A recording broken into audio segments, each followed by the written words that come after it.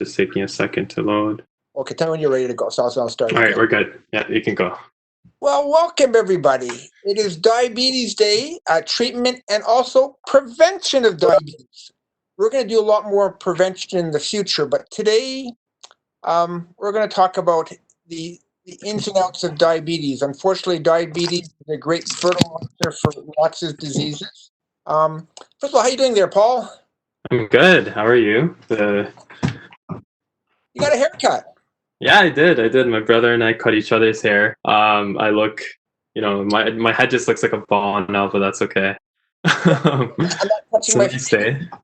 I shaved this morning, sort of. I did it in the shower. And was half asleep in the dark, and so I missed a lot of spots there. But at least I got some of the hair off there today, and so we're good today. We're going to have a full house there. I can see that our diabetic educator is back on board with us. Good to see you, and we have a whole diabetic team. Ginny, who's been leading this for a long time. I feel bad for Ginny. I think I made you change your presentation only about 30,000 times. No, but it was for the better. I'm excited. It's great. I'm sure we'll have lots of people join us. Before we always start, is there any questions that people have? Or any comments from people's what's happened this week? What's new with yourself there, Paul? I think like last week I told Dr. Cunha I've been learning French and piano as well. So pianos take you a lot of my time, and learning an instrument is not an easy task at all. But it's a challenge that makes it fun and exciting. Also trying to enjoy the nice weather outside now. It's just starting to warm up today. Nice. One of the things that I go back and look when my parents tried to do everything. They tried singing lessons, dancing lessons. The music teacher said, "You know what? When in the church choir, just mum the words, and he can't hold a tune. He can't play an instrument." And so I became a doctor instead. I wanted to be a football player too. I tried out for the McGill Redmonds. That didn't last too long. That was a good try. It was a good run, and that was good. So diabetes is on the rise, and there's so much to say about treatment and prevention. So one of the things we're going to spend quite a bit of time is that exploring diabetes, trying to understand how we make the diagnosis, what are some of the symptoms, more importantly, how to treat it more effectively. And, everybody has an opinion, and I'll give you our bent on it. And the science has changed dramatically. There's a lot happening right now. I see Mike there all ready to go. He's a regular. And does anybody have any comments before we start? And a reminder, if anyone does want to share, I have muted everyone in the WebEx. So if you're on the WebEx and you want to share, you just have to unmute yourself. And on YouTube, there is a chat box to the right there as well. And don't forget, this is recorded. One of the things we're trying to get more of us involved, because I'm thinking this is trench warfare. This diabetes is a long disease process. What we're going through is going to be here for a while. We're all waiting for that Hail Mary, the vaccination that will cure this disease, but nothing here yet. Lots of people working on it, and we'll keep hoping. But in the meantime, we're going to get ourselves in fighting shape. Ginny, why don't we get started? All right, I'm excited. Okay, so this past week I've been joined with Maria, Praveen, and Shannon. Such a great group of people. We together prepared this amazing presentation with, of course, the help of Dr. Kernew, Paul, and Connor. So yeah, let's just get started. Also, thank you both for joining us today. And if you guys have any questions, I'm sure all of us would be happy to respond. All right, So I think Maria is starting off. So Bo has been instrumental. She's been coming to our clinic periodically, and she's joined the team, and she's been away for a while because of the COVID situation, but she's back in May. We're going to do some virtual content with her, and she's a great resource person, and we have great talks about all sorts of things about diabetes. Let's get started. Who's going first? Oh yeah, I am. So my name is Maria, and yeah, let's just get. Oh, okay. I'm actually not sure what this slide is about, but Tell you, everybody recognizes. Go back one. This is actually Wayne Gretzky. So Wayne Gretzky says procrastination is one of the most common and deadliest of the diseases, and its tolls on success and happiness is heavy. Now, what Wayne Gretzky used to always say is go where the puck is and where it's going to go.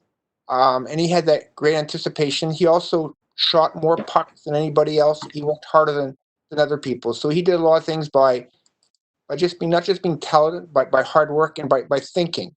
And one of the things that I'm guilty, and many of us are, is I'll do that next time. It's not that important. Well, you know what?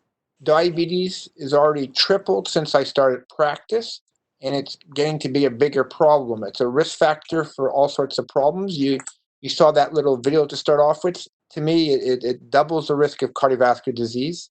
If you get, it's also more prone to cancers, to Alzheimer's disease, amputations, kidney failure. I can go on. And so we're going to actually show you better ways to manage your health for diabetes. Next slide, please. And this is the new way. So we had the old way, and the new way, you can see that we have patient encounters. You know, one week we should wear masks, next week we should not wear masks. And on our left, we see a patient encounter. We're trying to use that 6-foot rule. We're not quite, a little bit closer than 6 feet here. We're all wearing masks to start off with. And the encounters are different. So we all have to transform ourselves. This is Natasha. Natasha has been instrumental in our clinic. And you can see how young, vibrant, skinny, and full of energy. And we have to become, if we do all the right things, we can go from being overweight to putting diabetes into regression. So we all want to look like Natasha, and we all may not get there, but we have to make a better impact. Many of us, and I think 80% of the people I see in my practice, need to lose weight, including myself. Next slide, please.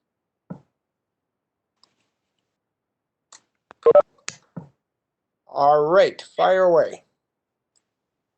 okay, yeah. So this is today's agenda. Dr. Kearney did briefly mention it before, but we'll start off just talking about the basics of diabetes, so an introduction to what it is, followed by the symptoms, how exactly we measure it, and the different devices that we have available to measure it, and last but not least, medications. Okay, so just jumping right into it. Next slide. Okay, so diabetes is essentially a disease in which our body either can't produce insulin or can't properly use the insulin that it actually produces. So overall, it leads to an excess of sugar in our blood. And with diabetes, there are two specific types that I'm sure most of us know, and it's type 1 and type 2 diabetes. I'm not sure if everyone else can see the slide change. Okay, yeah. So type 1 diabetes is an instance where our body actually doesn't produce insulin, so there's not enough insulin. It's actually an autoimmune condition where our body attacks the pancreatic cells, causing these fluctuations. And it's pretty rare in comparison to type 2 diabetes. As you can see, it only accounts for 10% of everyone who does have diabetes. Now, type 2 diabetes is the one that we're more familiar with, and it typically develops later on in adulthood. And it has something to do with insulin resistance, where our body does produce the insulin, but it doesn't react to this production of the insulin. Yep. Sorry, Praveen, you might want to try. Sorry. So one of the things about type 1 diabetes, what I learned is if you have type 1 diabetes, is that without insulin therapy, you are going to die in a year because your body doesn't make insulin. And so it's really important that in type 1 diabetes, you replace the insulin your body doesn't make. In type 2 diabetes, the process is different, is that your pancreas is actually dying. It's injured, but it's trying to produce too much insulin. and you develop resistance. We'll talk about that. So what's happening with the pictures Yeah, there? Praveen, try sharing your screen once more. Oh, okay. Sorry, 1 second. So we're all learning how to do all this technology better and differently. So it's kind of good that we're working on this. And I'm quite impressed that we have a great webinar that Sonia's done recently about how to technology 1 and technology 2. I have to go back at technology 2. I was at a Zoom meeting at the hospital, and somehow I couldn't get everything proper. And so we're gonna learn about this. Let's fire away. Go ahead. Okay. Can you guys see the slides? Yeah, I can see the Okay. slides. All right, cool. Oh, okay. Okay, for me it's still loading, but I'm assuming is it on the same slide or is it on the next slide now? We're on risk factors type 1 and type 2 there. Okay. Yeah, so that's basically just a broad explanation of what each one is. And now let's move on to the next slide. And this one outlines the different risk factors for these different types of diabetes. So with type 1 diabetes, as an auto, mostly to do with inheritance. And like Dr. Kearney mentioned, it's managed by taking supplemental insulin, which is very important for people with type 1 diabetes. And for type 2 diabetes, as you can see here, just from this list of risk factors, a lot of it can be managed with lifestyle changes. So when it comes to long-term type 2 diabetes management, lifestyle changes are very important, but also it's managed with a lot of diabetic medications, which we will be going further into in the later slides. Okay, and next slide, please. We always talk about insulin, but not a lot of people actually know what insulin is. So insulin is in itself a peptide hormone that's produced and secreted by the pancreatic beta cells in our pancreas. So what it does is that it allows our body to use the sugar we ingest from food either for energy or to store it for future use. And overall, its function is to prevent blood sugar levels from either being too high or too low. So just keeping it at the right level.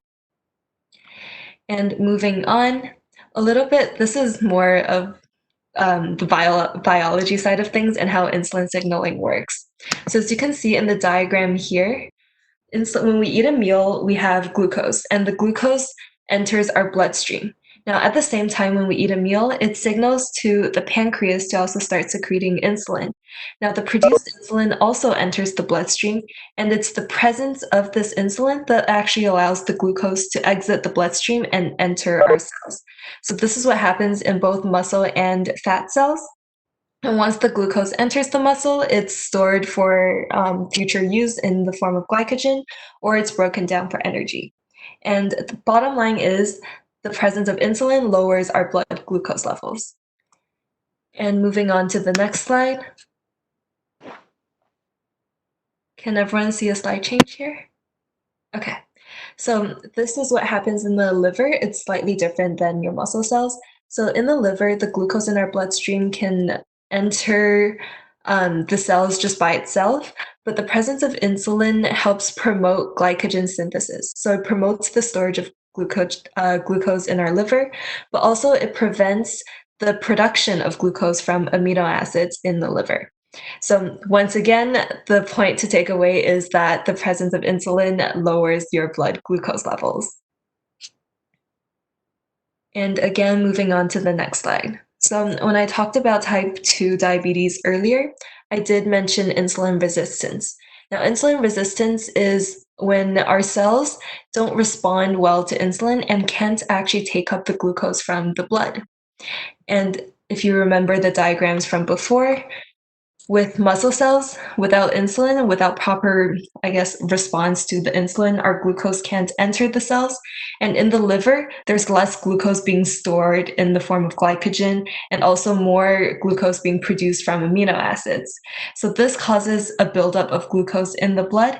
And in response to this higher level of glucose, our body tries to produce more insulin. So it tries to compensate by producing more from our pancreas. And this is what leads to the development of type 2 diabetes. And this is also why patients with type 2 diabetes have higher insulin levels.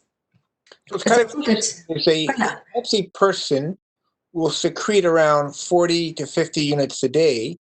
A type 2 diabetic early on may secrete twice as much, 80 or even 100 units. And it's not enough because the body develops resistance to it. So we have to look at strategies to improve insulin resistance and to make your pancreas work better. The number one way of doing that is weight reduction and exercise and what the composition of the diet. Fire away, and here you go. So yeah, the major cause of insulin resistance is actually excess weight and obesity. And many studies found that high levels of free fatty acids in our blood is what causes these cells to stop responding. And this usually comes with consuming too many calories and carrying excess body fat. Now, one particular area of fat accumulation is around our abdomen, and these are called visceral fats. So this is, I guess, the biggest part of the accumulation for free fatty acids, which ultimately leads to insulin resistance. And this is the reason why we focus so much on weight management when it comes to diabetic management overall. And talking about weight management, I would like to bring you to the next slide, which is the DIRECT trial. Now, the DIRECT trial was done in 2017, pretty much examining the effects of weight loss through a weight management program and the percentage of patients that achieve diabetes remission. Now, diabetes remission is the case where people with type 2 diabetes can actually achieve a healthy level of blood sugar levels without needing to take medications. Now, this is temporary, as it's why it's called remission, but the goal is to achieve long-term remission since it will improve the patient's future health, well-being, and quality of life in general. Now, a healthy level of blood sugar is defined by an A1C value of less than or equal to 6.5. So the diagram here, the figure on the left, you can see that there's a clear trend between the amount of weight lost and the percentage of patients that achieve remission. So for patients that lost over 15 kilograms of weight, 86% of those patients actually achieved remission, whereas the patients that didn't lose any weight, none of them achieved remission. So this once again puts emphasis on the importance of weight management in diabetes management. So this is actually very important. This is actually a randomized controlled trial. Remember, Paul did his beautiful presentation. Go back and look at this. This is highest quality of research. It's not selection bias. This was done in a family medicine practice, and they took people and they actually really worked very hard together every week, every couple of weeks. You were like being in the NHL hockey arena. You were practicing and working at this on a regular basis. Most of the people I see in my practice don't want to work this hard. And look at this. If you lose about 20 to 25 pounds and you're relatively new and a type 2 diabetic, the day you make diagnosis of type 2 diabetes, we say just a little bit of diabetes, half the cells that make insulin in the pancreas are dead. I'll repeat that. A touch of diabetes in type 2 diabetes translates to half the pancreas being dead at this stage. And so we really have to really think about this, is that the rest of your pancreas is working overtime. This is a killing disease. And it's not a little bit of weight, it's that magic 20 pounds. And I'm going to come back to that over and over again. Yes, it's hard. Yes, it's difficult. Those who achieve success in the vast majority of the case. And here's that's one randomized trial. In medicine, we always want more than one trial. What's the next trial? Yeah, so the next one is the broad study, and I just noticed on messages the slides aren't advancing for Dr. Deacon. I'm not sure if it's not advancing for anyone else. It's good for us. I think the slide was supposed to remain on the last one, so it's Okay. good. We're good. Okay. Yeah. So now we're talking about the broad study, and this once again, it's another randomized control trial using a whole food plant-based diet in the community and examining the effects on obesity, ischemic heart disease, and diabetes too. So what happened here is that the participants were put on a non-energy restricted whole food plant-based diet plan along with vitamin B12 supplementation. And these participants also came into the clinic twice a week for 12 weeks to facilitate their progress and check in on how they're doing. Now, we actually did also host these meetings at our, oh, did the PowerPoint? Sorry, guys.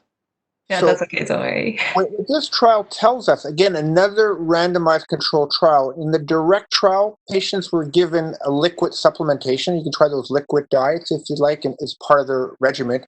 This actually used a community approach and plant-based eating. And it showed basically you have less medications, and 2 out of 7 people had their diabetes in remission at 12 months. Again, 20 pounds again. And so this is a magical study, or 2 magical projects. The reality is, for most of us, it's hard. We actually started a broad group, and we didn't do nearly as well as was done in the trial. We tried very hard. And I think it's not that I think, is that I'm going to show you my approach to my broad look at this and how we can do better. What else did you want to say about this trial? Anything else? I think these are 2 trials that show is that ways to prevent diabetes is significant weight reduction, and significant weight reduction always involves calorie restriction and lots of activity, because without lots of activity, you cannot live on 1,200 calories a day for the rest of your life. Very few people can do this. But if you start to bring up your energy level by exercising, you feel better, and the weight can come off. So this is remarkable. Less medications, diabetes remission trials. So treatment and prevention of diabetes, step 1, weight and composition of diet. Next slide, please. This is me, my broad approach. So let me explain this a little bit, is that everything in life is connected. So I met up with Mike a number of years ago, and Mike was doing these triathlons, and I do these mini triathlons. This is actually happens to be the Paris-Lancaster road race. I actually finished this one, and this is actually a 70-kilometer road race. My job is to finish last, or not have someone touch me on the shoulder and say, "Sir, you're in last place, you're going to have to stop." That happened to be 1 year, and now I just love cycling. I think to me, that's my favorite activity outside of squash. And it brings me great joy. It's a safe form of exercise. It's my way of treating COVID-19. I'm going to get my lungs and my body in the best fighting shape possible. So what I'm wearing right now is my Paris to Ancaster bike shirt. So if all goes well, at 10 o'clock tonight, I'm going to go for a bike ride in the pitch black in the middle of nowhere, and some secluded woods there. So if you look, I'm eating carefully. This is actually the vegetarian chili that they had, and there's my mountain bike after one of the races with an apple. Next slide, please. Again, procrastination is one of the most common and deadliest of diseases, and its tolls on success and happiness is heavy. So it took me a long time to get to that point. Today, I weigh 172.4 pounds first thing in the morning with no clothes on. No one can see me. I don't want to show off my big belly. It's getting smaller. I'm still going for that 165 pounds. I still have a ways to go, but I'm working at it. Next slide, please. And you can do it too. Find your way of doing things. Okay, so my name is Shannon, and I'm just going to be presenting this next section. So first of all, we're going to be moving into our second section, which is symptoms, the warning signs of diabetes and prediabetes. So if we just move to the next slide. Okay, so we can first go over some important signs and symptoms of hyperglycemia and hypoglycemia. So hyperglycemia, as I'm sure many of you know, is high blood sugar, whereas hypoglycemia is low blood sugar. And it's pretty important to know the signs and symptoms of these so that you can take care of yourself, and as also to pair your medications with your diet. So we can see that for hyperglycemia, some symptoms include dry mouth, increased thirst, weakness, headache, blurred vision, and frequent urination. Versus for hypoglycemia, they include sweating, pallor, so that's feeling pale, irritability, hunger, lack of coordination or dizziness, and sleepiness. So especially for hypoglycemia, It's pretty important to pay attention to these signs, especially when you're driving. You should check your blood sugar and make sure that you have fast-acting sugars nearby because hypoglycemia can cause syncope, which is temporary loss of consciousness. And of course, you don't want that when you're driving. That would be quite dangerous. So the recommended advice is to check your blood glucose before driving and every 4 hours during long drives. And if the blood glucose is below 4 millimoles per liter, you treat it with a fast-acting sugar, and then wait until it reaches 5 millimoles per liter to start driving again. So when we say fast-acting sugar, it's a quick treatment for hypoglycemia, and that would include something like apple juice, for example. It can become harder to recognize hypoglycemia with age. So typically we say that 3.9 millimoles per liter or less is hypoglycemia.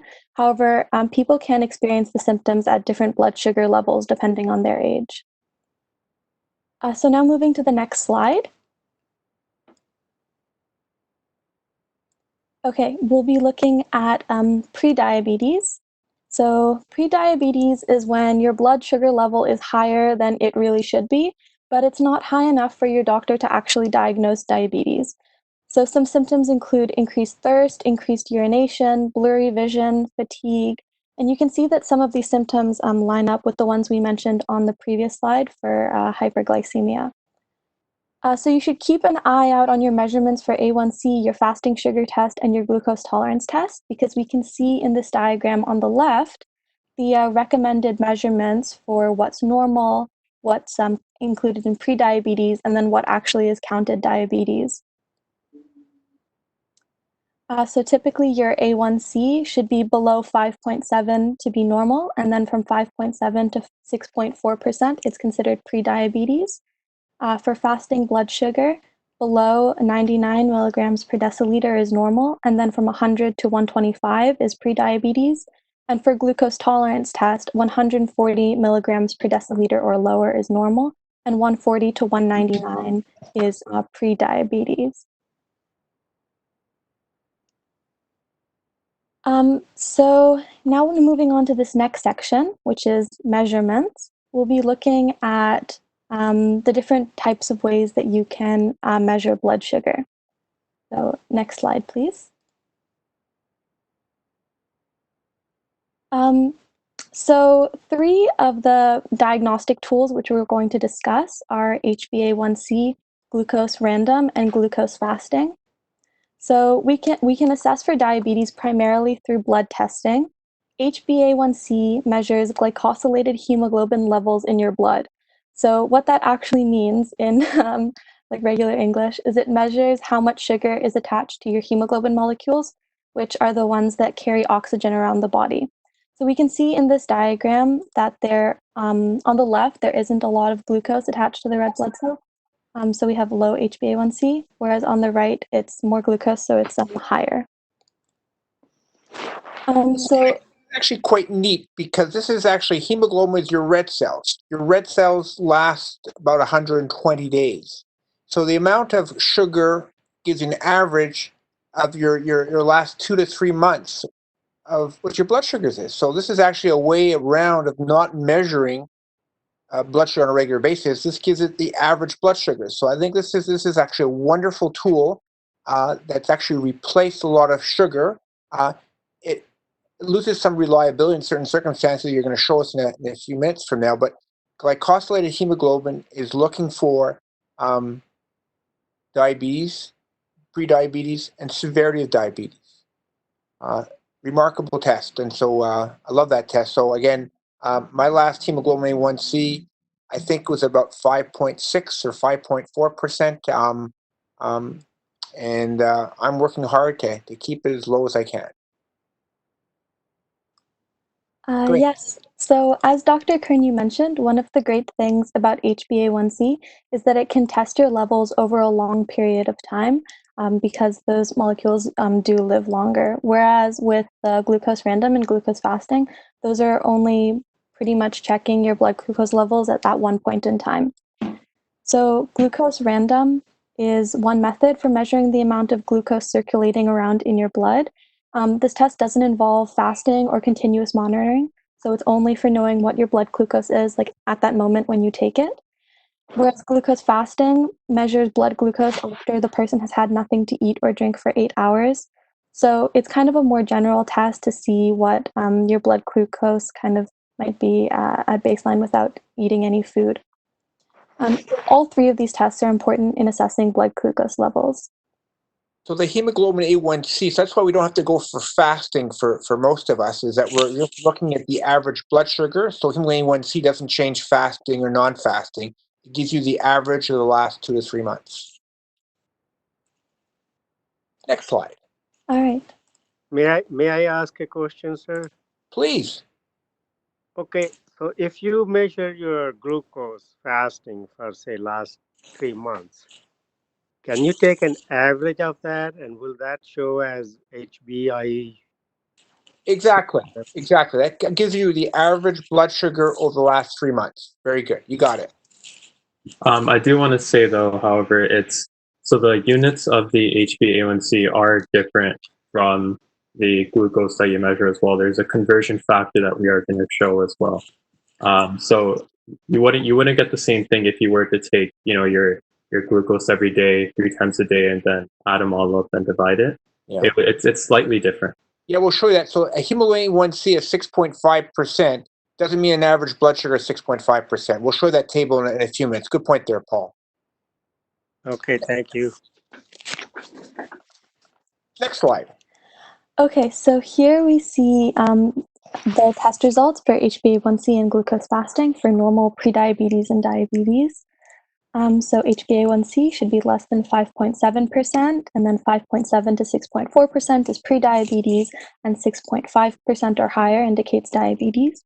For glucose fasting, it should be 5.6 millimoles per liter, which is normal, and then 5.6 to 6.9 millimoles per liter is prediabetes, and greater than 7 millimoles per liter is diabetes. So you can see that can fluctuate. If you go back, is that Paul reminds me that I had a hemoglobin A1C of 5.8% one time. Was that right, that Paul? At one time, I believe. Yeah. And that made me decide to lose 10 pounds. And I think the last one, I think, is around 5.4%. So you can see that how weight is really important. Is that so? I'm really working hard at this. And one of the reasons I'm working hard at this is that everyone in my family, all the males, have diabetes except for me. And so I have the genes for diabetes, but don't have it. And I'm going to work hard about this. Will I get diabetes? I don't know, but I'm going down fighting. Having fun about it too as well. That's why it's so confusing, Paul or Dr. Pernew. I measure glucose fasting. Look at this over here. Look at the next slide. This will answer your question. Watch this. Next slide. There you go. Yeah, so there was a lot of discussion about this, especially in the chat as well. So yeah, here we go. So this is the unit conversion that we often see. It's a common source of confusion, especially in our clinic. So A1C is normally given as a percentage at our clinic. So when you receive your blood test results, you're seeing your A1C as a percentage.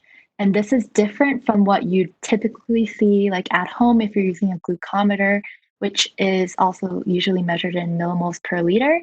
If you see there, I also added in a conversion factor. So between millimoles per liter to milligrams per deciliter, you just multiply by 18 and then you're good to go. So just another thing to keep in mind, since there are different units that are used to quantify blood glucose levels. Yeah. So in Canada, we use millimoles per deciliter. In the States, they use milligrams per deciliter, different units. So you have to multiply by 18. But just these are confusing numbers. So I think about hemoglobin A1C and millimoles. I don't think about milligrams per deciliter. So us Canadians, we don't think of. It's like between kilograms and pounds. So it's a different unit of measurement for the same thing. So just get used to the millimoles and to the hemoglobin A1C is probably the best thing. Once you have diabetes or pre-diabetes, those numbers become kind of important. Thanks a lot there, Jenny. Fire away, Jenny. This is great stuff. And I keep forgetting this. I need this table all the time because I don't have this at my fingertips. So, and it's not one of those numbers I know with great detail. But you can see that If your average blood sugar is 7.8, your hemoglobin A1C will average at 6.5%. Right. Yeah, something that I've always kind of included in my presentations for the workshops in our clinic. And it's also something that patients find pretty useful. So next slide, please. And I think I've asked that question to Jenny every time. Go back to that slide one more time. Is that I say, Jenny, how do I convert? And she just laughs at me, gets out the table, and she remembers better. As you get older, your memory fades a little bit, so it's actually important tables. Remember, these are all recorded. Take pictures of these things. Go back and look at these sorts of things. I've been doing this for 30 years, and these numbers just don't stick into my brain as well as they should. I'm a guy that likes numbers, so this is something to realize. It's okay. So I hope that answers everybody's question about that. That's a great thing. Thank you, Jenny. Still very Right. confusing. Yeah, it is for sure. All right. Yeah, We'll move on to the next slide. Go ahead. You have a question? Yeah, I made my last blood test that I did. My glucose fasting was 4.6. Now I understand HbA1c is 3 months average, and that showed 6.8%. So if I use this formula that's shown here, it doesn't compute. Well, it actually does compute, because at that moment in time when you measured your blood sugar, it was 4.6. Right. But your blood sugar goes up and down. It changes. No, I understand. And so, but you don't measure your blood sugar every 2 seconds. One thing you're going to learn about is how you can get more closer blood sugar control with different devices. So that's why if you do fingerprint for blood sugar, you want to do it at different points of time, fasting, 2 hours after meals, when I have symptoms. Gives you an average approximation. And the glycosylated hemoglobin gives you a different number to put that into perspective. And so I'm going to get Bo at some point in time to make some comments about how some things she looks for, because here's something that we need to learn about, is that when we can't always use all our values, they don't always compute. Next slide, please. All right, so here on this slide, there are a bunch of different factors that can affect A1C. So essentially the bottom line is A1C is not always accurate. So we see a few things listed here, such as iron deficiency, B12 deficiency, alcohol. These are all factors that can affect your A1C values. And Dr. Kernia, I'm not sure if you wanted to mention this as well, but you mentioned before that you had a patient who you thought had normal A1C, but turns out he had a low GFR or renal failure of some sort. So his A1C was actually not an accurate predictor. Yeah. So again, a glycosylated hemoglobin is a reflection of what your hemoglobin is doing. If your hemoglobin is at low, you're anemic, or it's diseased, it doesn't work as well. And also, if your kidneys don't work, that can affect that too as well. So I had a patient that glycosylated hemoglobin was around 5, 6 range, but the sugars were going up to the 16 range. And the reason for that is that this person, and you have to look at the total picture, so it's not just one value, you look at the random, the fasting, the glycosylated hemoglobin, and the person is that their kidneys weren't working well, and they're quite anemic. So I'm going to ask Bo if she would unmute herself, and does she have a comment on how she puts this together, or what type of how you look at this, Bo? Bo is our diabetic educator. She's been doing this for forever, like myself. Okay, so I know in the interest of time, I'll try to give you the Coles Notes version. So first of all, when we talk about fasting blood sugars, they're good in potentially identifying diabetes, but on an ongoing basis, unless you're on a particular medication, so for example, you've started on insulin at bedtime and we're trying to get your fasting blood sugars down, there's always a targeted approach to when you check your blood sugars. And other than that, like the fasting blood sugars are just one piece of the puzzle, and we actually don't just focus on those. So as Dr. Kernu said, testing your blood sugar at different times of the day, because you want to know how different foods affect your blood sugar. In terms of the A1C, so it's just a point in time. It's sort of like watching the stock market. It's looking at trending. So it's really helpful if you knew what your A1C was 3 months ago. you've made some changes, you've lost some weight, there's been some change with your medication, then we want to know what it is today, because it's going to be meaningful, because it's going to show that reflection over that 3-month period. Otherwise, doing your blood sugars at different times of the day, and then the continuous glucose monitoring, either with the flash monitor, those have actually been found to be the most effective or the most useful tools for monitoring the blood sugar, because the issue is the blood sugar does fluctuate. You could do your blood sugar in one finger and then do it in another finger and it'll be different. You could do your blood sugar now, not even do anything, and do it again in 15 minutes and it's going to be different. So what we look at is pattern management. And the only way you're going to get that is if you have blood sugars, groupings of blood sugar, so not just one, at different times of the day, before and after the meal. Did I answer the question, Dr. Kearney? Perfect. That's wonderful. And what type of liver problem or hemoglobin do you find that hemoglobin A1C is not a reliable number? Well, any typical anemia or hypertriglyceridemia, even hyperbilirubinemia, those types of things. Usually, maybe as long as the hemoglobin's over 100, it's probably okay. And then in terms of the EGFR, we want it over 30 for sure. And again, it's a trending thing. So in effect, really, even in your patient that you didn't get an accurate A1C, and you could still get an overall trending for that patient compared to what they were 3 months ago. Because it isn't the only thing, it's just one part of the picture. Perfect. So you can see, everybody, it's a little bit complicated, but the things to remember for most of us is that the hemoglobin A1C gives you your 3 months average, and then the blood sugar fluctuates like the stock market. And so you don't want to look at one point in time, you have to put all that together. And how exercise, how food, and how different factors affect you and your body metabolism. So that's wonderful. Next slide, please. Thank you. Technology. All right. I did at one point have a workshop dedicated to just kind of talking about the different devices out there. But for the sake of today's presentation, I'll just kind of focus on 2 things. One of them being the Freestyle Libre, which is on the next slide. All right, so what is a Freestyle Libre? Essentially, it's just a 14-day flash glucose monitoring system, and it has a handheld reader, or you can connect it to the phone app on your phone. And then there's also a sensor that you can wear on the back of your upper arm.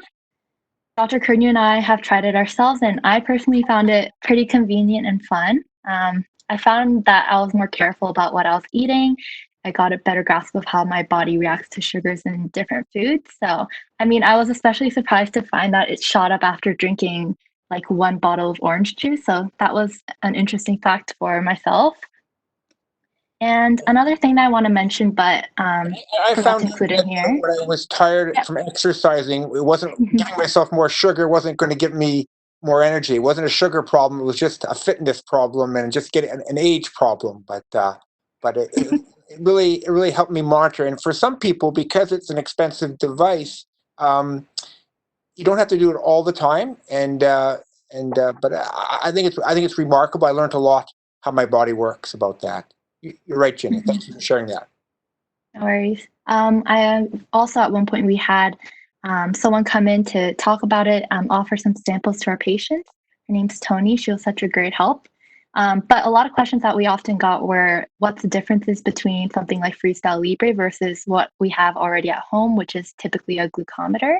So just a few differentiations between the two. So probably the most obvious one is this one's a continuous blood glucose monitoring system as opposed to a glucometer, where you're kind of having to test it every time, like 2 hours after a meal or before a meal or after exercise. So it can be a bit more time consuming compared to the Libre, which is just a 1-second scan. It literally took 1 second to take out my phone and just scan my sensor. So that was really cool and interesting. And another difference is that the Freestyle Libre actually measures the glucose in interstitial fluid versus the glucose in the blood. So there is some differences there, but we're kind of more focused on the relative levels. And of course, the other one is for the glucometer, you're having to use strips and then take actual drops of blood for samples versus a sensor, which I sometimes forgot I was wearing. I was able to shower perfectly fine. We did have a few patients complain about sensors falling off. I personally never had the sensor fall off during the 14-day period. So different points of views, perspectives, but overall just something that you might want to consider. Next slide. So here we list the costs. So this is pretty interesting. It can be insured for people who are who have diabetes and are on insulin, I believe. For insured patients, it's around $65 for the reader. And then, of course, on the second drop there, you see that it's $89 for a sensor. And of course, these varies depending on the source that you're buying it from. So it can be a bit pricey, right? So you're just going to have to weigh the benefits, the pros and cons, and make a decision for yourselves. So that's a sensor every 14 days. It only lasts 14 days. So on the app as well, it cuts you off at 14 days. I tried to keep it on for longer, but it just stopped tracking my blood glucose level. Yeah. I found the same experience. That's great. So it was a good learning experience. And for some people who are prone to low blood sugars on insulin therapy, it's a godsend, and it can be very helpful. For people who have just early type 2 diabetes or glucose intolerance, it's fun to try to learn, but you don't need that for a long-term strategy, at least initially. Exactly. Cool. And the strips that we have currently available cost about $1 a strip. Yep. And then, of course, those are different as well. So for the actual glucometer test strips, it's around, I think if you're covered, you get around 3,000 strips per year if you're on insulin versus someone who is on just like diabetic medications without insulin. It's ranging 200 to 400 strips in Ontario. All right. I think the next thing we'll talk about are ketone strips. I'll let Shannon take it away. Thanks, Ginny. So ketone strips check for ketone levels in the body. They actually are used by collecting urine and then dipping the end of the strip into urine and then waiting for it to change color. And then you just compare the color that it changed to against the colors listed on the bottle. So ketones are produced when the body starts breaking down fat because it has too little insulin. And too many ketones in the body can lead to ketoacidosis, which is very dangerous and causes the blood to become acidic and can damage organs. So the ketone strip bottle should specify a certain amount of time, and then you just wait until that amount of time has passed to check your color. And then disregard any color changes that might happen after that amount of time, because that might give you the wrong answer. So some of the pros of ketone strips is that you don't need a prescription. Strips can be found at most pharmacies and even on Amazon for about $10 to $12 a bottle. And they're very low cost, so as little as 16 cents per strip. However, the cons are that ketone strips are not as accurate as blood ketone meters. So if you want a more accurate measurement, you should probably use the ones that use blood rather than urine. So although these do use the color chart, I've just put up some results for what the ketone levels should be.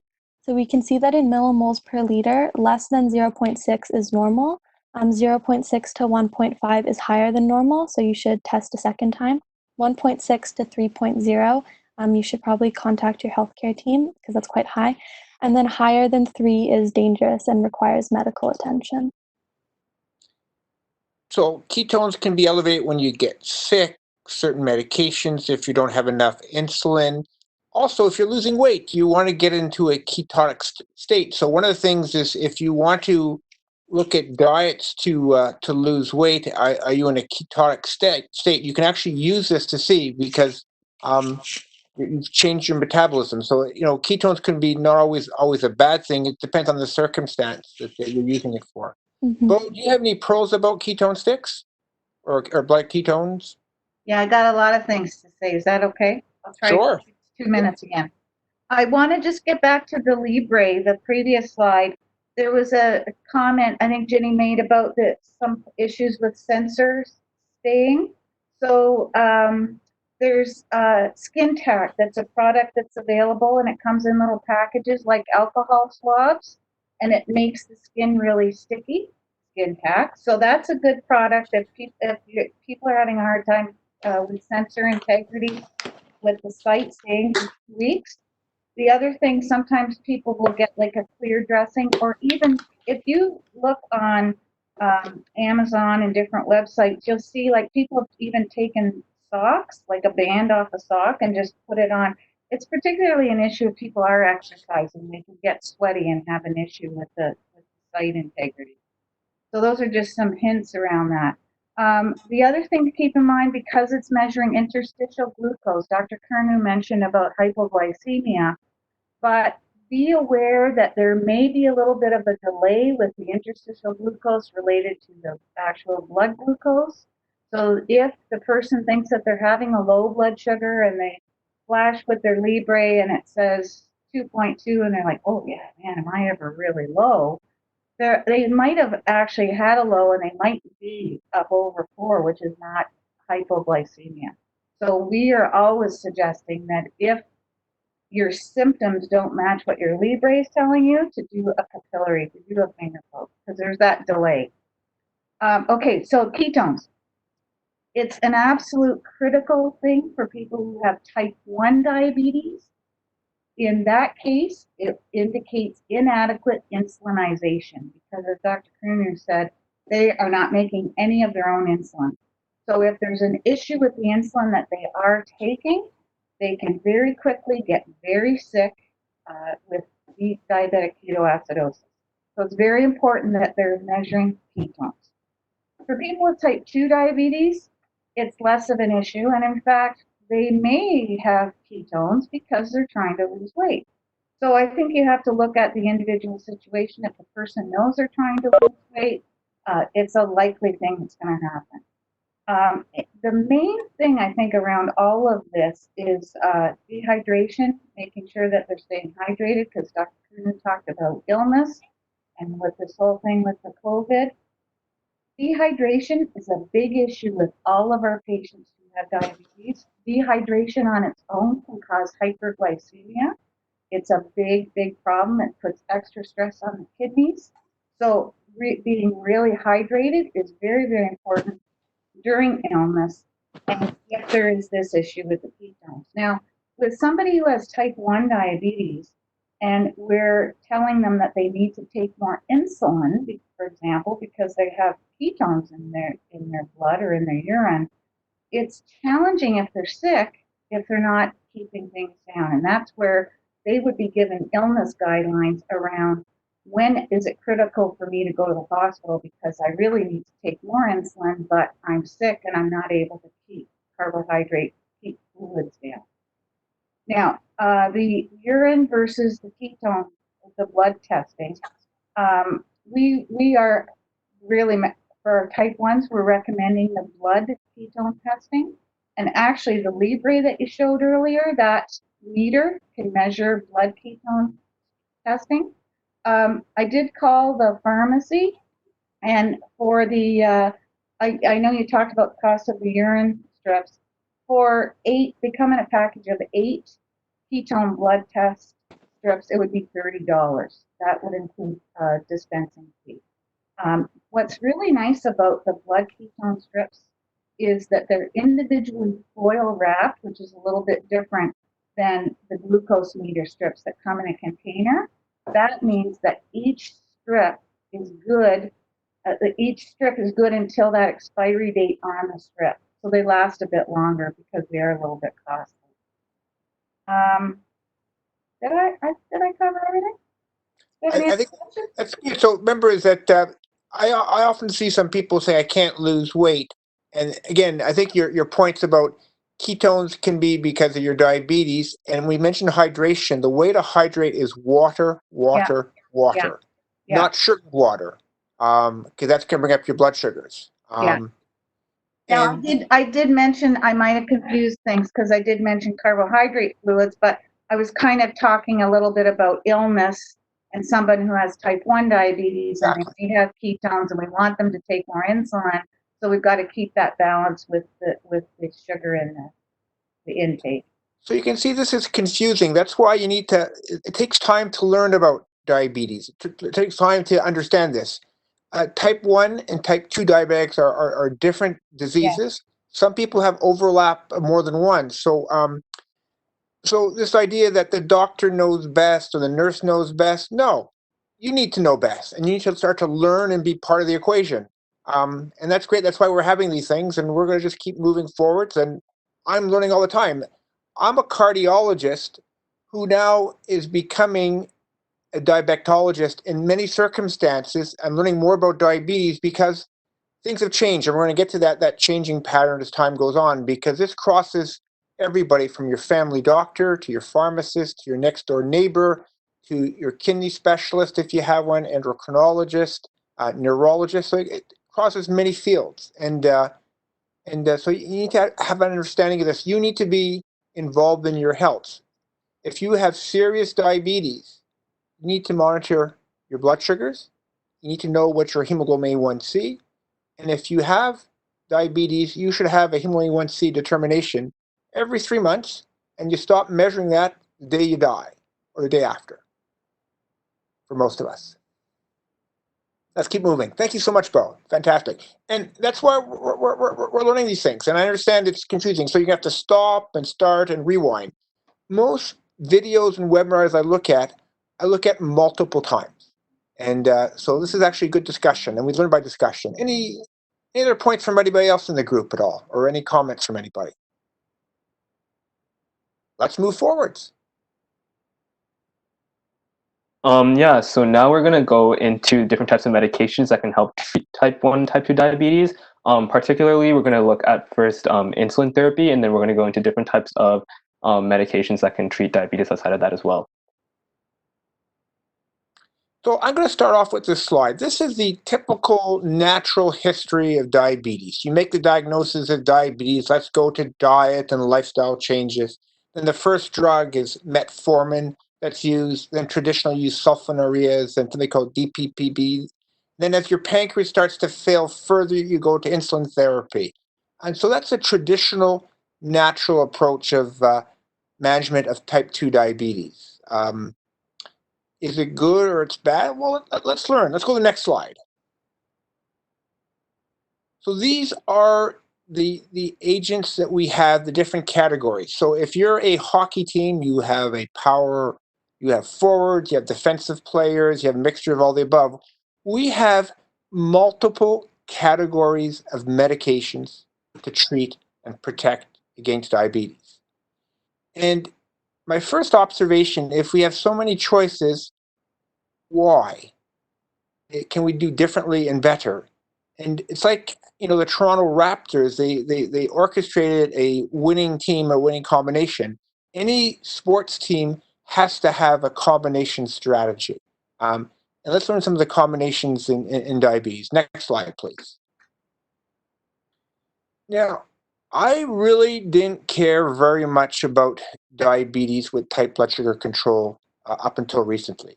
The reason, this is actually a meta-analysis of a couple 100,000 patients, and said that if you work very hard to get blood sugar to very good controlled levels, you had a benefit where it was reduction in mortality of about 9%, stroke 7%, and they weren't even significant. There was a reduction of heart attacks by about 10%, no reduction in heart failure.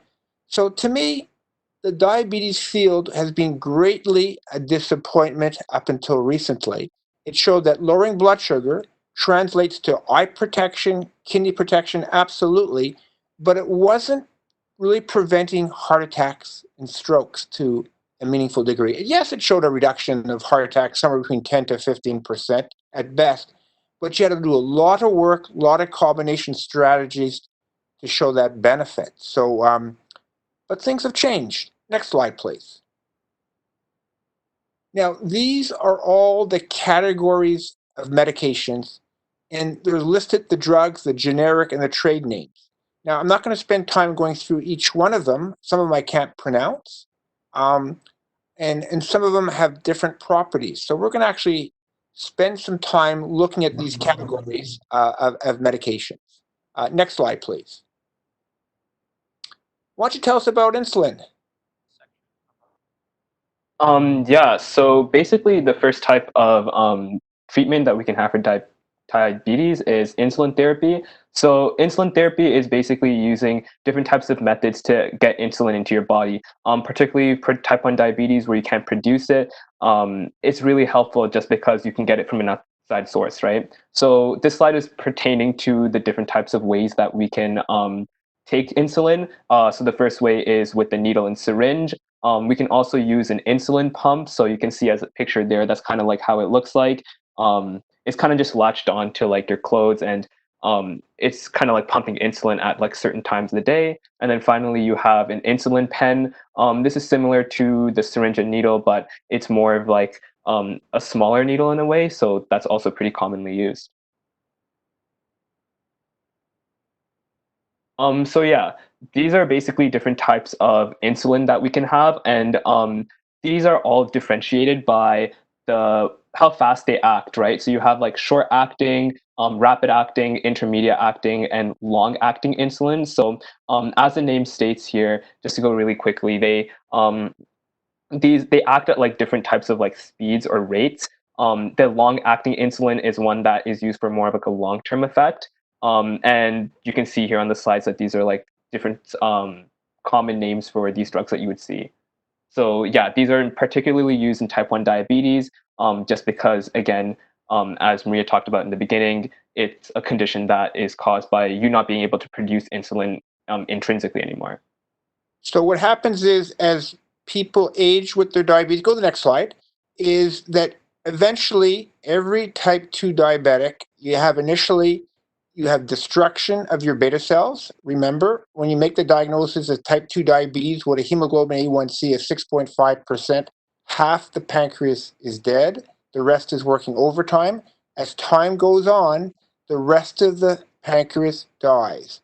Eventually, every type 2 diabetic will have no insulin production or will go away, and you'll need to go on insulin therapy. So what you want to do is, in early type 2 diabetes, is lose 20 pounds, put your diabetes into remission, eat the right foods, exercise, lose that weight. And eventually, if you're not careful, is this disease will progress and you'll get all these different mixtures and combinations of insulin. And that's something I'm not going to spend too much time talking about today. That's a job for specialists like Bo and endocrinologists. I use a little bit of insulin, but I'm not an expert when it comes to insulin therapy. And the reason I don't have to become an expert, next slide, please. Does insulin therapy make you live longer? Does it prevent a heart attack and stroke? Well, we said in type 1 diabetics, without insulin therapy, you don't produce an insulin, you will die in a year or so if you don't get insulin. In type 2 diabetes, there is actually randomized data. Here's 12,000 patients that had type 2 diabetes and were randomized to insulin therapy on top of therapy called the Origin trial. New England Journal of Medicine, good journal, randomized. Next slide, please. It showed that having insulin therapy doesn't make you live longer. It doesn't prevent a heart attack or stroke. And so it treats blood sugar, makes you feel better, and it's necessary, but it's not one of those drugs that's going to prevent a heart attack or stroke. Remember, is that diabetes doubles the risk of having a heart attack or stroke. We learned that with oral agents or combinations, that tight blood sugar control only reduce heart attacks by about 10, maybe 15%. And in type 2 diabetes, insulin therapy doesn't prevent a heart attack or stroke. It helps manage the diabetes, which is important, and quality of life is important, and preventing eye complications, kidney complications, that's all very important too as well. But it didn't affect heart attacks or stroke. Next slide, please. Yeah. Now, go ahead. Oh yeah, sorry. So yeah, we're just gonna move on to metformin. So this is a very common drug that is often prescribed to type 2 diabetes patients, and it's actually like the first line therapy or first line medication. So what that means is kind of like the gold standard, the first thing that you would see prescribed. And the reason is because or how it works is that it decreases your glucose production in your liver, and it improves your body's sensitivity to insulin in this way. So as discussed in the beginning, insulin again is very important. It helps your body store glucose in your tissue, and by decreasing your glucose production in your liver, it just allows for more efficient use of it.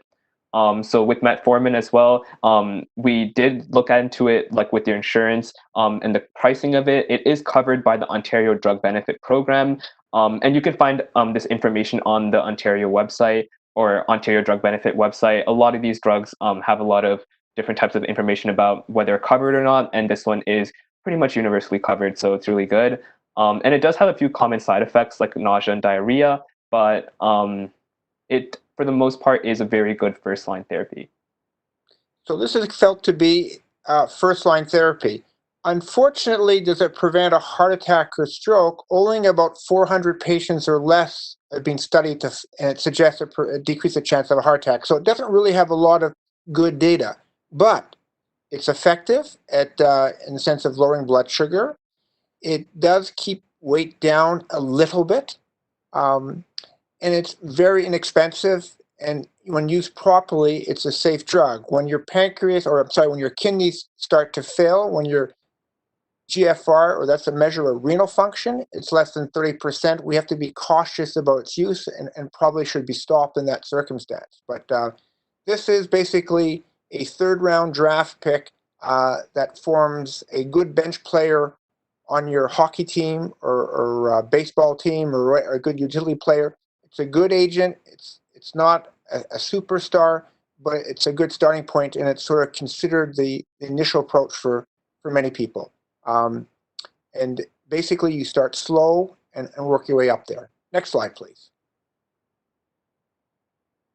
So yeah, so this is the second medication that we'll be talking about for type 2 diabetes, sulfonylureas. So basically what this does is that it increases the amount of insulin that is released from your beta cells in your pancreas. So it specifically or directly impacts how much insulin is being produced there and being released.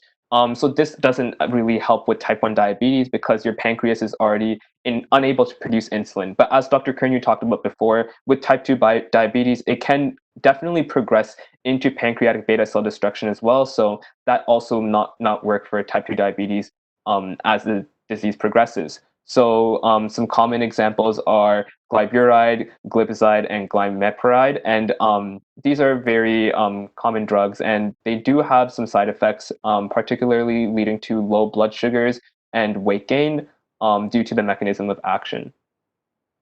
So this is interesting. These drugs have been around for a long time. What they do is they squeeze the pancreas to secrete insulin.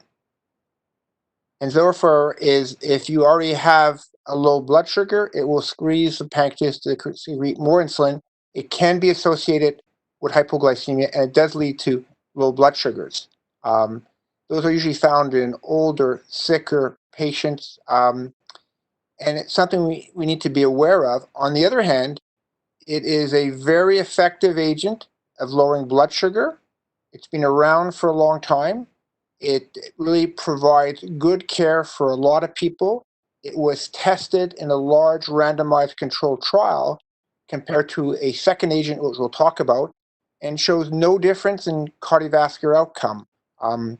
So to me is that if price is an important issue to you, don't be afraid to discuss that with your healthcare providers, because prescribing things that you can't afford makes no sense to me.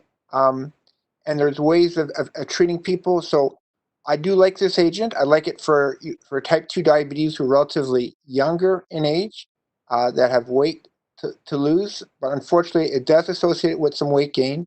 It does have some problems with hypoglycemia, but certainly not a bad drug. It's a useful drug. The name that we tend to use in Canada is dimicron, and so it has its role. Next slide, please. Yep. So the next drug that I want to touch upon are DPP-4 inhibitors. So just to give a very quick overview of what DPP-4 inhibitors are, basically they block an enzyme called DPP-4. And what DPP-4 does from like the big picture is it basically allows for the production of hormones that again, act on insulin and allow for more insulin release, leading to lower blood glucose levels. So from a very big picture standpoint, once again, these DPP-4 inhibitors, the DPP-4 slows down insulin production. So your DPP-4 inhibitors will actually act upon that slowing down and just lead to, again, the inhibition of the slowing down, if that makes sense. So basically what happens at the end of the day is that it prevents your body from breaking down these hormones or the slowing down of this production that gives the pancreas the signal to produce sugar, right? So it doesn't cause hyperglycemia, but it does increase your risk of heart failure. And also there are some side effects associated with this, nausea and diarrhea, as you saw with the other drugs, also joint and muscle back pain. And the main reason why the main method that they're used for is usually on top of drugs like our first line metformin to have an overall increased effect. So these drugs are kind of interesting, is that when you eat, you have food that goes into your intestine. You have gut hormones called incretins. And what happens in response to glucose, they are released and causes your pancreas to secrete more insulin. And so therefore, these categories of medication prevent the breakdown of these incretin-like hormones, glucagon-like peptide, and therefore they're not associated with hypoglycemia on their own. They are relatively weight neutral. They are more expensive. Now, only one of the drugs in this category is associated with heart failure, so I think that's a debatable issue or not. What we do know about these drugs is that they're extremely well tolerated. They're good when your kidneys don't work very well. They have very few side effects, and they're easy to use, and they don't cause hypoglycemia. They're weight neutral, so they're good drugs from that mechanism. And they're probably good for eye and kidney problems, but they haven't been shown to prevent a heart attack or a stroke. And so when they're compared to sulfonylureas, they're similar in their effects in sense of no change in cardiovascular outcome. They are more expensive. They're better tolerated. There's less hypoglycemia, and there's no weight gain with these agents. But they don't have any special protective effects to the heart, preventing heart attacks or strokes. So they're an interesting category of medications. I think they have their value. But again, this is a second round draft pick in my mind. Next slide. Yep. So GLP-1 agonists are very they work on the similar mechanism to the DPP-4 inhibitors in the fact that they work on increasing levels of incretins. So basically, GLP-1 is a type of incretin, and again, as we talked about before, these incretins can signal for your beta cells to secrete more insulin and decrease the amount of glucagon, which at the end of the day will decrease your overall blood glucose. So the reason why this is actually pretty interesting is because it works on your stomach, so it actually slows the emptying of your stomach. And this is really good for your people that want to work on weight loss, as it keeps you full, it keeps an appetite, and it just slows down that whole digestive process. So in the beginning, it was a once weekly injection with Ozempic. That's like the common name, but now actually it got recently approved to be sold as an oral tablet. So that's also pretty exciting. It can lower your glucose, as said before, and also it has pretty transient GI side effects. So again, it works on your digestive system, so it does have some side effects there as well. And then there's a lot of studies that show possible renal effects and also cardiovascular effects that we'll be getting into after. And again, Ozempic is covered pretty well by the Ontario Drug Benefit Program, if that is also interested in, or if any of you guys are interested about that as well. Okay. So Ozempic is, to me, a very interesting drug. So again, it affects those gut hormones. It causes when you eat, sugar goes into your blood, into your bloodstream, your GI system, and it causes this the more insulin secretion in the pancreas, so it lowers your blood sugar. But as you mentioned, it affects gastric motility, so it slows down gastric emptying. So some people get nauseous on it. That means you're eating too fast. You got to slow down your eating. And it also goes to the brain and suppresses appetite. And so it's actually useful for weight management. And this is a once weekly injection. And I find the soft point is there's different doses, but the medium dose at 0.5 milligrams every week really suppressed my appetite. I was able to lose 10 pounds and go on vacation. Now, the trick is not to start too quickly. If you take it too much and too quickly and eat the normal way, you will feel sick to your stomach. In fact, my brother, who's a type 2 diabetic, lost 20 pounds on it. But I think he made the mistake in switching to something else that was less powerful. So this is probably the best strategy for weight reduction. It's a good diabetic medication. It is very expensive. Ozempic is covered by the Ontario government at this point in time, and it has some interesting cardiovascular protective effects that we'll talk about. The only thing caveat is that it can cause worsening of eye problems. So if you have background changes in your eyes, requires laser therapy, you have to be careful about using that medication, because we know if we lower blood sugar too rapidly, we can cause eye blindness or a loss of vision. So next slide, please. So I really like this drug. It is relatively expensive, and this is now an oral preparation that's now available, and that's coming out to us as well. It's available right now. We use the injection form. We'll see what the oral formulation, how it does. It does have some issues too as well of how to take it on an empty stomach. Now, next slide, please. But more importantly, these drugs do lower the risk of having a heart attack or stroke. They don't really prevent heart failure to any meaningful degree, but they have a small reduction of about 15% reduction of heart attacks or strokes, which I think is important because, as we mentioned before, sulfonylureas or DPP inhibition doesn't prevent heart attacks or strokes, where this drug actually, on top of everything, does have a good weight reduction, good blood sugar lowering effect, and it does lower the risk of a heart attack or stroke by somewhere between 10 to 15% in its meta-analysis. Next slide, please. So I'm interested in this agent. What I'm really interested in is something called SGLT2 receptors that we're going to learn about. When this idea came out, I was going to give you a drug to pee out sugar in your urine. I thought this was a bad idea. Tell us a little bit about this drug. Yeah, so I'm going to hop in here and take over a little bit from here as well. So SGLT2 inhibitors are something that we've been hearing a lot about, and that's because, like Dr. Kearney mentioned, we want drugs that not only benefit diabetes, but also can benefit the heart as well. And so SGLT2 inhibitors work in a mechanism that's a little bit different than what we've been looking at before. A lot of what we've discussed previously has a lot to do with insulin and the pancreas and all of that, but SGLT2 inhibitors are more related to the kidney. And on the next slide, you can actually see there's a small little diagram here, or it's coming up actually, but the reason why SGLT2 inhibitors are interesting, if you go to that, just stick on that second slide there.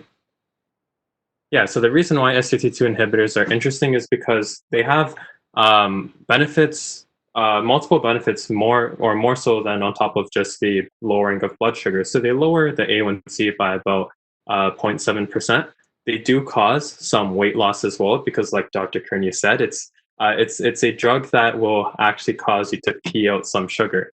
Now I'm going to show what that looks like in the kidney, but you can imagine if you're losing some sugar, you're losing some of those calories, and it does cause a little bit of weight loss as well. It can lower the blood pressure, and it raises LDL very minimally. Like it's almost a non-existent raise in your LDL cholesterol, so you can pretty much ignore the fact that it even touches the cholesterol there.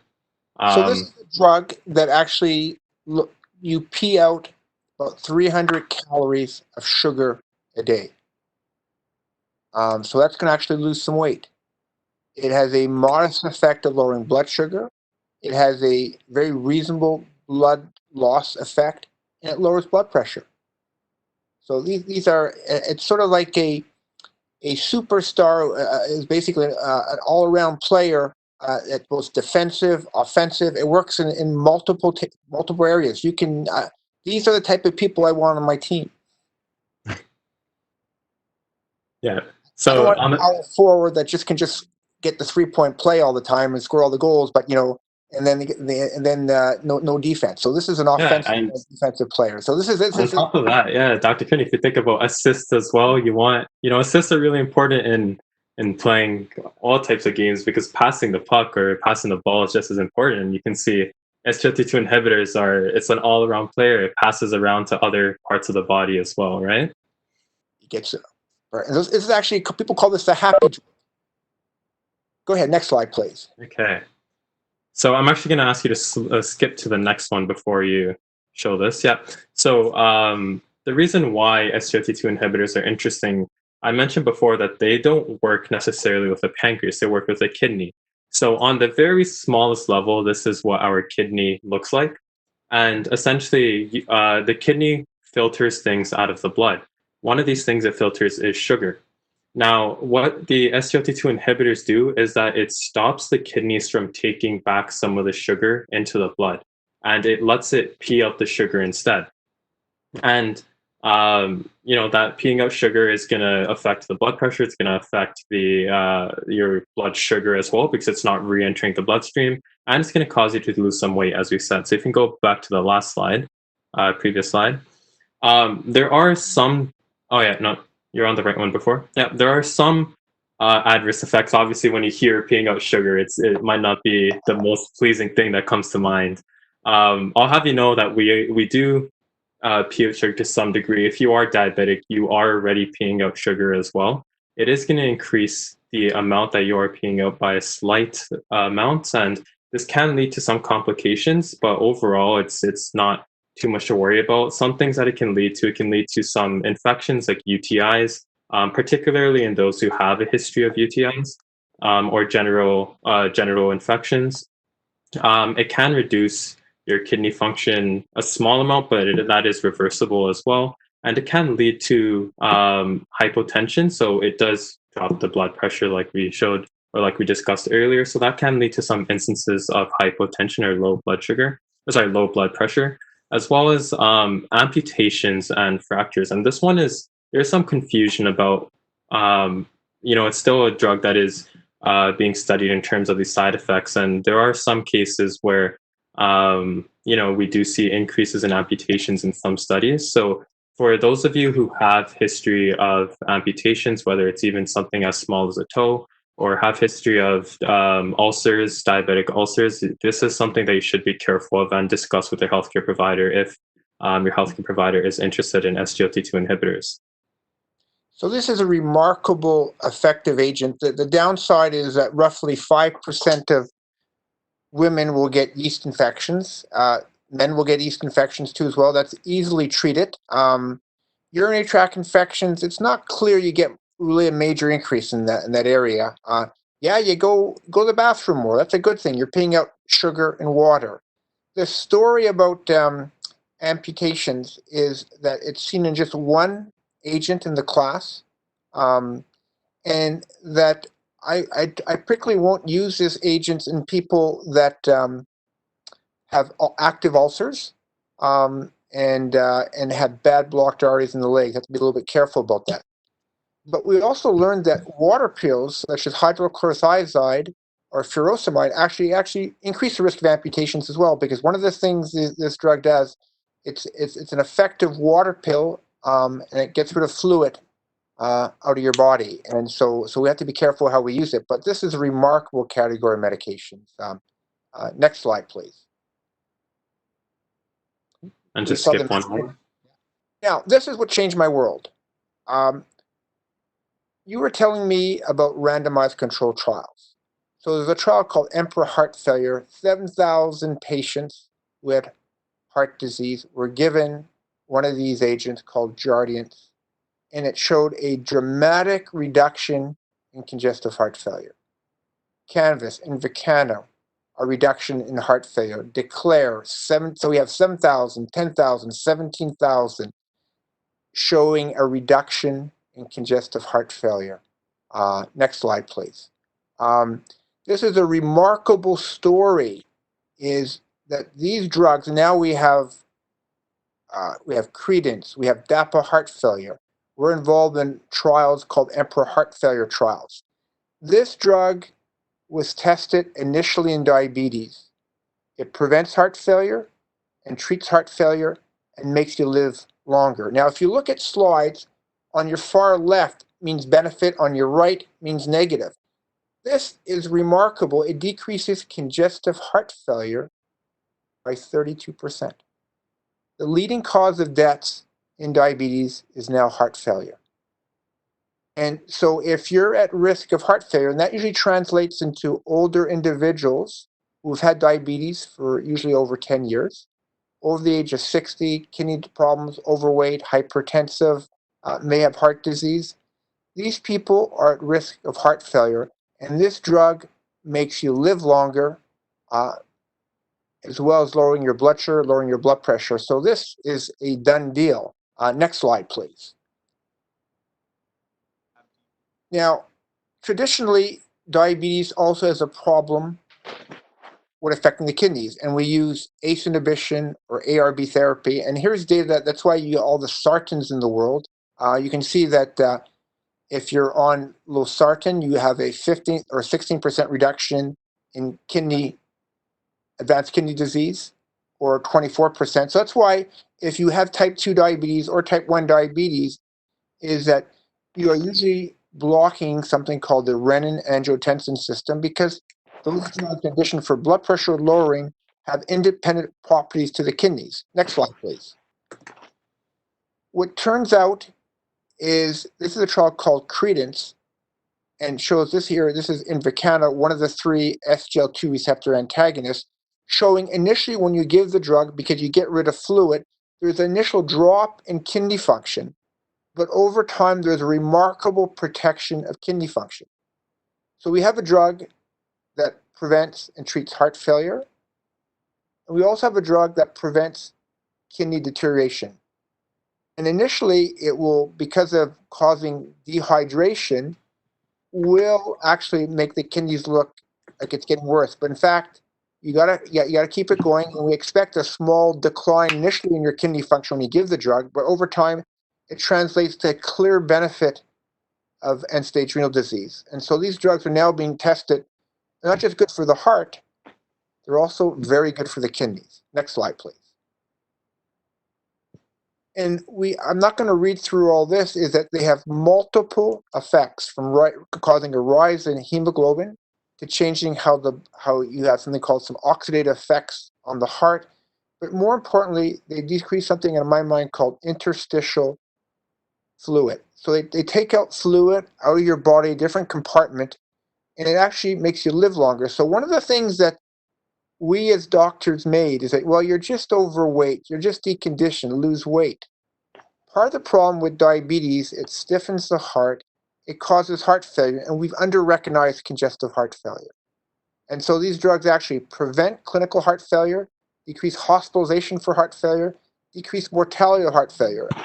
And now they've been shown to decrease mortality and congestive heart failure outside the diabetes sphere, and that's going to be studied more. I'm not going to talk too much about that today, but to me, this is a game changer, and that's why I became interested in diabetes, because the glucagon agonists are very important drugs to prevent heart attacks to a small degree. This is a very important category of drugs to help prevent mortality and heart failure, make you feel better, and protect the kidneys as well. As we get older, our kidneys are failing, and diabetes accelerates that process, and heart failure, congestive heart failure. And there's a great video on heart failure you should all look at. Monica and her team has put an excellent video on congestive heart failure. Paul did a nice video on evidence-based medicine. They all interconnect, and there's so much to learn about this. Next slide, please. So, best ways to prevent heart attack or stroke. Well, don't get diabetes. If you do, lose 20 pounds, put into remission. If you smoke, smoking actually damages the pancreas. It accelerates diabetes. I know it's hard to stop smoking, but every time you smoke, 5 minutes of life is gone. Yes, getting your blood sugar down aggressively lowers your risk of having a heart attack or stroke by 10%. Paul, what's a better way of lowering your risk of having a heart attack or stroke by 60%? Taking statins.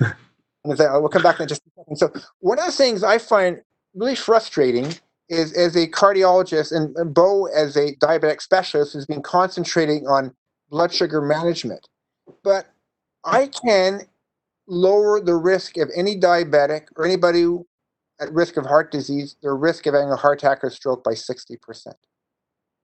And yet we're not doing that very much. People say, well, let's take aspirin. Well, aspirin has a small benefit. It does lower the risk of heart disease on average by 12%, but it does cause significant bleeding complications. And so we tend to use aspirin in people who already have heart disease, and the risk of bleeding is on the lower side. But what I'm going to do right now is I'm going to lose that 20 pounds. I'm going to live longer, live better. I'm going to exercise. I'm going to eat my beans. I'm going to let the next door neighbors. I'm part of the old farts club, which means at my age, when you're 60 or greater, you can fart anywhere with no questions asked. and basically, I've changed my way of life, but I'm in better shape. 5 years ago, I was in the Ancaster to Paris race, and I'm wearing my beautiful Ancaster Paris shirt, and someone tapped me on the shoulder. You're in last place. I'm not in last place anymore. I'm towards the end, but I'm okay. And I listen to people in my field. I listen to Bo. I listen to the experts. And what you saw today, in one sense, is very confusing, but it's really enlightening. We have so much we've learned, and we're learning a lot more. And thank you for spending time to look at this. Next slide, please. And this is actually a trial that was published, I think, in 2004, the CARDS trial. 2,000 diabetics were given Lipitor, 10 milligrams a day, and that translated to reduction of heart attacks and strokes by 37%. Much better you can get from blood sugar lowering. Now, this trial probably overestimates the benefit. I'll have to say they got a little bit lucky, and that really, at 10 milligrams of Lipitor, should lower the risk of heart disease by 20 to 25%. Next slide, please. But then we have a wealth of information, and ezetimibe. In the IMPROVE-IT trial, a little third-round draft pick lowered the risk of heart disease by an additional 10%. So to me, this is a great agent, a weak agent. Next slide, please. And the way I look at this is that we have the Oxford meta-analysis. This is 312 patients. Over 170,000 patients were randomized to different doses of statin. This is really high quality information. Recently, there's a meta-analysis of 400,000 plus patients that lowering LDL cholesterol. For every 1 millimole reduction, 1 unit reduction of LDL cholesterol, I go from LDL from 4 to 3 or 3 to 2. That translates to reduction of cardiovascular events by 23%. So we can now effectively lower LDL cholesterol between 50 to 70%. And basically, high-dose statin therapy, 40 of Crestor, 80 milligrams of Lipitor, is Wayne Gretzky at his peak. And ezetimibe, 10 milligrams, is Marty McSorley. You need more Marty to protect Wayne Gretzky, and it takes the edge off the cholesterol. So please, please, please, if you have heart disease or at risk of heart disease, and diabetes is one of the best fertilizers for atherosclerosis that I know of, get your LDL cholesterol down. I try to get my LDL cholesterol less than 1. Next slide, please. If I'm doing it, you should do it. And this is actually meta-analysis with diabetics, and the diabetics show the same benefit compared to non-diabetics.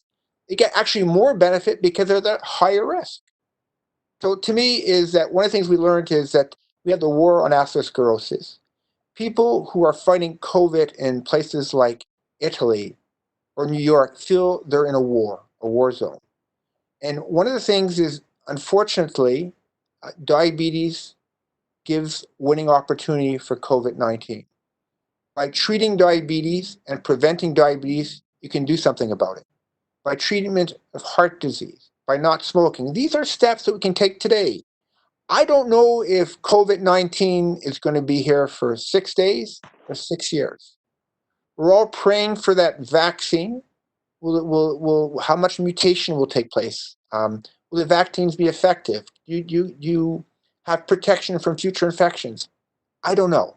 I can make something up. But when you have good randomized data how to treat diabetes, how to treat heart disease, take it.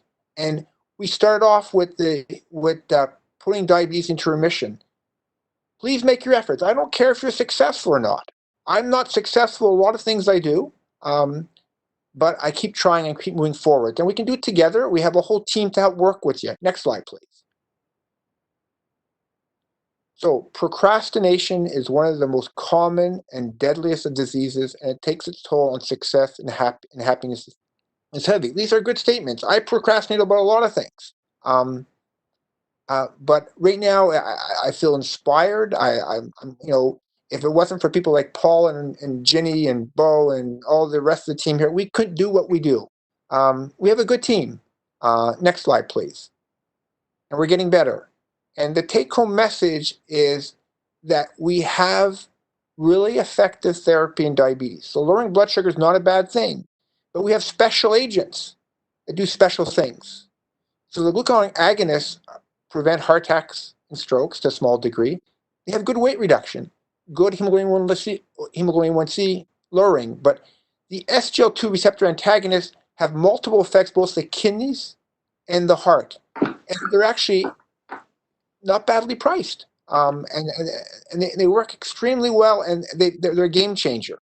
So this is not a drug for just one group of doctors. It's a group of drugs for lots of physicians, because it does affect the brain, affects the kidneys, affects the heart, affects multiple systems of the body. So this is an exciting time to be involved in diabetes, because we can actually make a bigger difference than we could 10 years ago.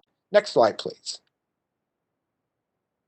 And again, as we start off in saying this traditional slide that's showing that lowering blood sugar with older agents had a modest benefit.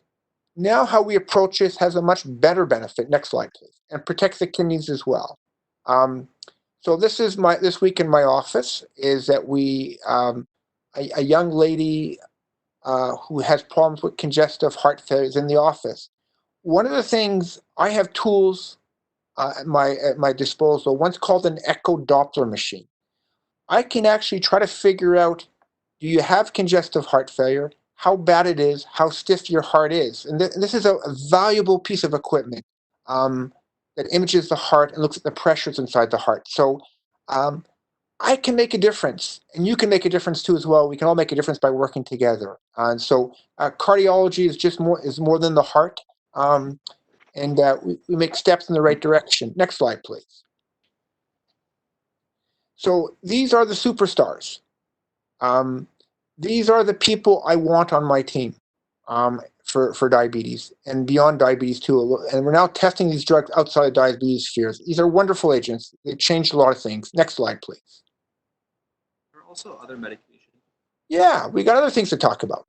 So, most family doctors and most people will take 10 milligrams of Crestor, 8 milligrams of Lipitor. Fine.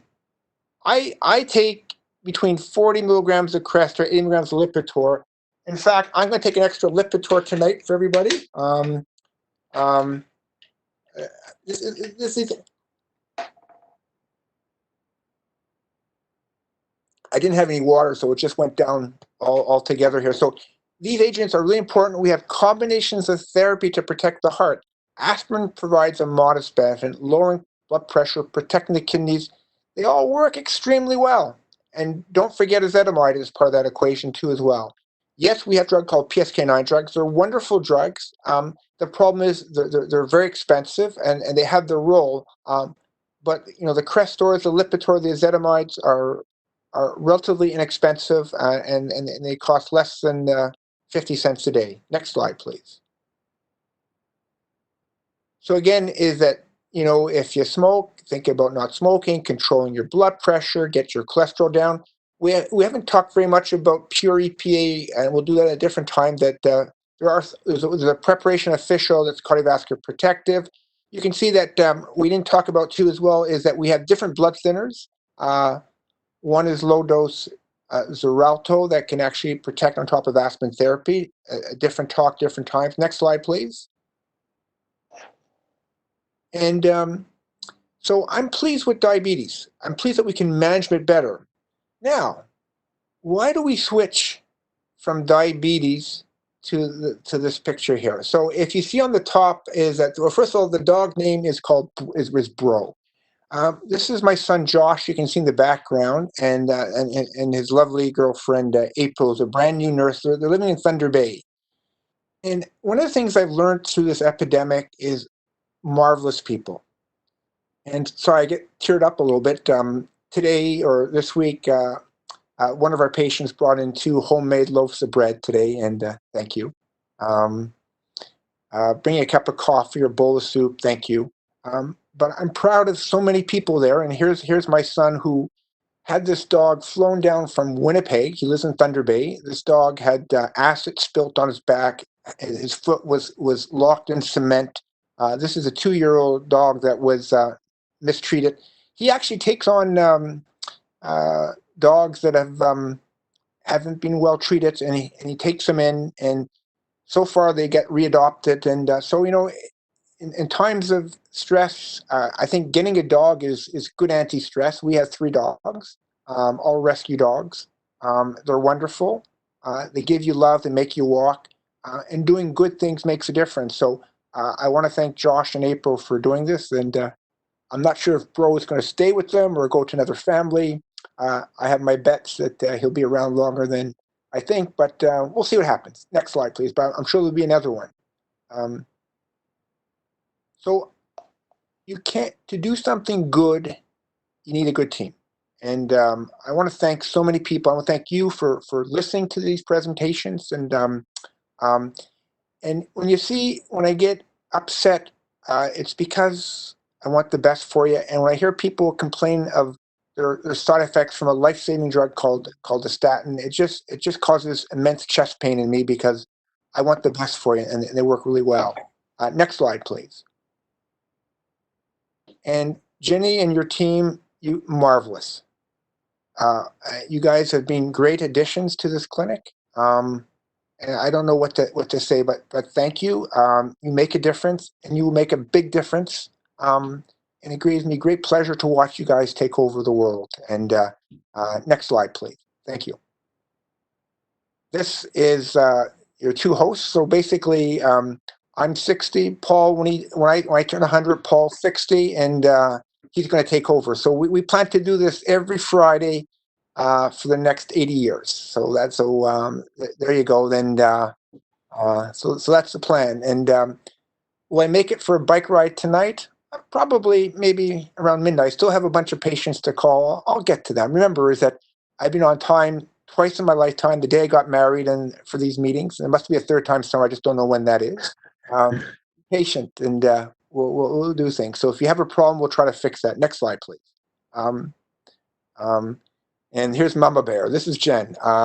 These are times of change, and Jen is now screening you. She takes your temperature, and she gives you the questionnaire, and she keeps things. We're not having too many people in this clinic. I'm used to a very busy examining room and waiting room. We don't have that anymore. You need to think about doing new things about yourself, measuring your blood sugar, measuring your blood pressure, measuring your weight. Paul, today I'm 172.4 pounds. What are you today, Paul? How much do you weigh? I haven't checked in a couple of days, but I was 173 the last time I checked. So I'm going for 165. A year or so ago, I think it was around 185 to 190. So I'm getting again, a special thanks to Jen and all the other staff here that's keeping us safe. We're getting plexiglass in certain parts of the office. One day I'll tell you this story about the masks I'm trying to get from China that I can't get right now, and a lot of great people helping out, and stay safe. Next slide, please. Again, they're thankless people in all of you, and there's so many more people to do. Tamia, I don't know how you keep that schedule going. Paul, and keeping those books going. Erica is sort of my personal psychiatrist. Zoya is my personal health coach. Rachel, what can I say? Sorry, Connor.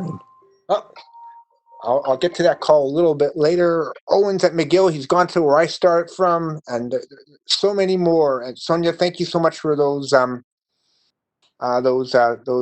technology videos. I didn't think they were going to make it, but I'm learning so much. There's Melissa and Winnie. Thank you for the smoking sensation.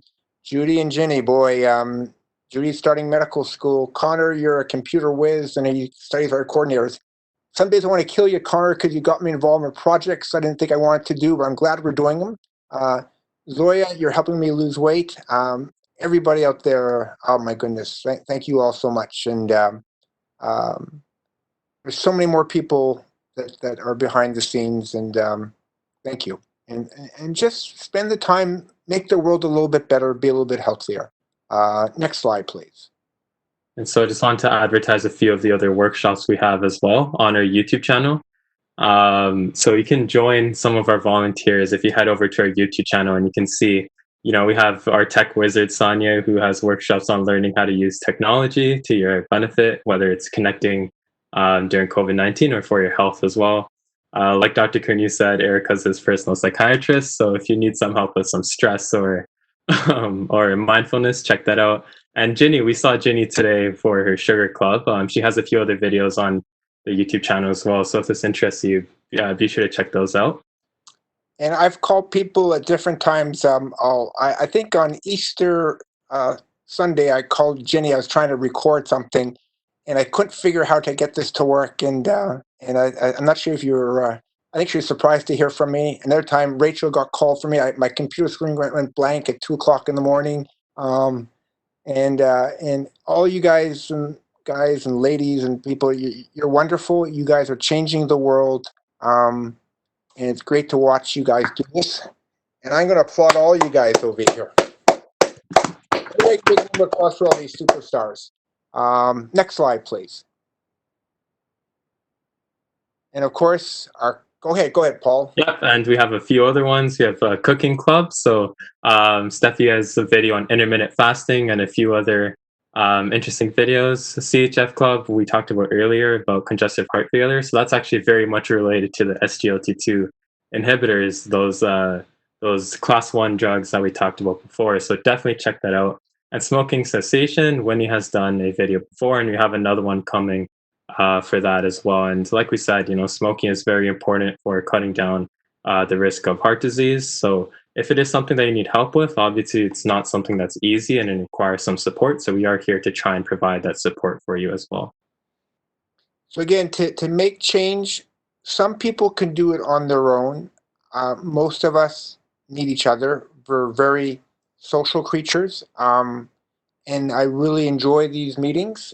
Each week we say we're going to get shorter and shorter. Each week we get longer and longer. That's my fault, because there's so much to say, so much to share. And most importantly, thank you all for being who you are, for allowing us the privilege to try to make a difference in your lives, and we'll keep working in that direction. And I have one last slide, just to the next slide there. And the chief himself. So I wanted to thank Dr. Kurnu for, always giving his 110 or probably 210% to making sure, everyone is able to get the support and help that they need. So yes, thank you, Dr. Kurnu.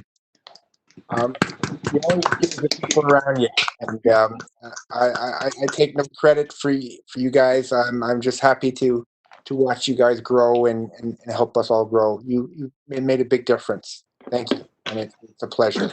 Paul, may I plug something in? For people who are listening, I think I recommend Dr. Kurnu's book a lot. And the money goes to charity. So it's a wonderful book, very educational. Oh, thank you very much. That's 30 Days to Healthier You. In fact, we're going to have to give. We're saying we're giving up a book each time around, and I got to figure out how do we select a winner today. Who knows? Maybe we'll just do a lottery from those who participated. We're gonna do a lottery of those that came today, and we'll have a book for you at some point in time, and probably give you a face mask too at the same time when you come pick it up. So we're gonna keep working hard. Next, give her the Chiefs thing. Let's just thank everybody. I want you guys here because it's a great honor, it's a great privilege. We have changing times, but we're changing too as well. And next week, I think we're going to talk about more in depth how to prevent diabetes, how to really get those comfort foods properly in the right direction. So Zoya's going to be talking, and I just showed her the pizza I had last night, and it's a real treat, and there's so much to be thankful for. Any questions or comments by anybody? I expect people's heads are going to be sore after this presentation. Lots to digest. It's also There, important. one thing I have a question about Sure. is when I come to the clinic now, I bought in some of these, my own mask. Mm-hmm. Can I wear that to the clinic? Is that okay? Yeah. I think that that's the new look right now. Is that right now the recommendation is to wear masks.